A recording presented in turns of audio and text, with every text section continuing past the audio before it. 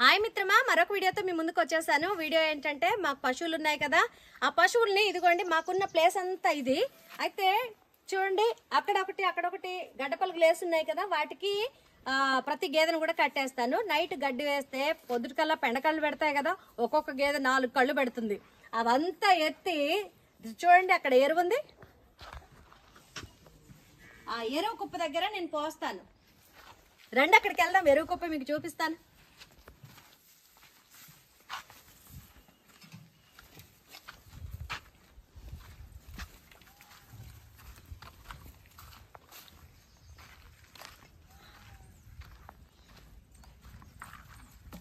ఇదిగోండి, ఇదే మా ఎరువు కుప్ప. దీన్ని సంవత్సరానికి ఒకసారి నేను అమ్మేస్తుంటాను. ఇదైతే సంవత్సరం అంతా గేదెలు వేసినటువంటి ఎరువు. ఇది ఒక ట్రాక్టర్ వచ్చి 2200 రూపాయలు అయితే మాకు ఇస్తారు. వీళ్ళు ఆంధ్ర వెళ్ళాలి, వాళ్ళకి మరి అక్కడికి వెళ్ళేసరికి చాలా కాస్ట్ పడుతుంది. అయినా కూడా ప్రతి సంవత్సరం వీళ్ళే వచ్చి మా దగ్గర తీసుకెళ్తుంటారు. నిన్నటి నుంచి స్టార్ట్ చేశారు. నిన్న 2 ట్రక్కులు వెళ్ళింది, ఇవాళ ఇంకో ట్రక్ వెళ్తుంది. చూడండి,